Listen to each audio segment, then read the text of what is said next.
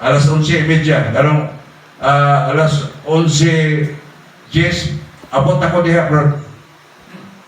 Sunod na kag box. You will be converted into molecules. Abot ka dito.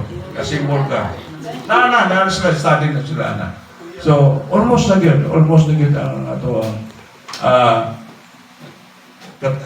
technology nga makaguba sa Christianity. Ang akong kuwan, pagbasa sa mga balasawan ay use AI, Artificial Intelligence. O maigsoon. Kaya AI, internet, that is Artificial Intelligence.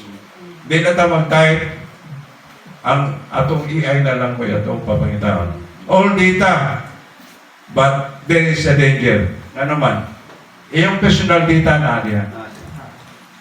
The Antichrist someday will use it. Not someday, a few years from now. So that's danger. In fact, the geopolitical change in this world glass can danger nga prophecy. Now, ang atong my favorite text, mutana na kung ano sa balik ang Ginoo. Wa ko lain nga, di na ko magtagna-tagna pa o pizza sa ano sa mabalik. But my reference always is Mateo 24. Katong ibasa ni Brad Javier, ato nang tanawon by the Jews because of the last days. In fact, there is a danger sa 12, ningon dire,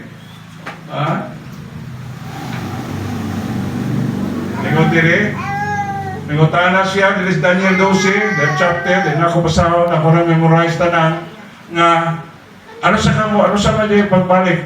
Dili, pangutana. And from the time that the daily sacrifice shall be taken away, and the abomination that maketh desolate, kaning pupot sa mga kaning temple, nga giguba sa Roman Empire. Because the Roman Empire hated the Jews so much. Mudang daghang kung nangamatay mga during the rebellion of the Jewish people. Now, gitagna din ni Daniel sa iyan sa 12, sa verse 2, nga the destruction of the temple of Israel. Muna siya prophecy na fulfilled nga gitagna ni Daniel. But there is coming. Sa iyan damgo na Nebuchadnezzar, geopolitical change, gikan sa Babylon, ngadto sa the Roman Empire, nagkabulag-bulag ang mga nation. Matod pa sa Mateo 24, maabot ang panahon nga dunay dugong sa mga gira, earthquake, typhoon. Naman na sa Mateo 24. So, dili na tayo mag-isgot because the Antichrist is working hard. Now, today, karon dayon, akong isgutan ng tastas min siya may propunto na ako ng uban, I research maayo o siya gibuhat sa Antichrist. Everybody knows, kita tanang mga isuon, kabalong atak sa Antichrist karon. Lalo na itong tubangan. Okay. Now, itong February 18, 2020, matod pa ni Pope Francis. Pope Francis, ang karang Pope na to. Matod pa niya, na ang cause ko no sa religious battle karon ang Christianity. According to Pope Francis. Matod pa niya, na Christianity is the most diverse religion in the world. Diverse na daghan. Ang daghan yun, ano man?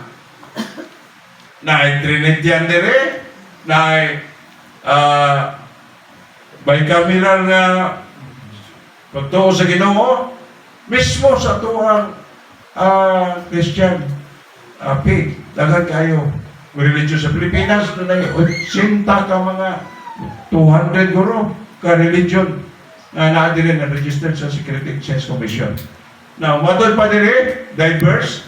Pero sa Mateo 28, verse 19 to 20, they'll go and make disciples of all nations by baptizing them in the name of Father, of the Son, and the nations, baptizing them, the Holy Spirit, and the teaching to obey everything I have commanded you. And surely I am with you always in the very end of the age. sa katapusan mga adlaw mato sa mga tiyo ang Ginoo na lang ato. Pero because of the divisiveness of the Antichrist, daghang natalang mismo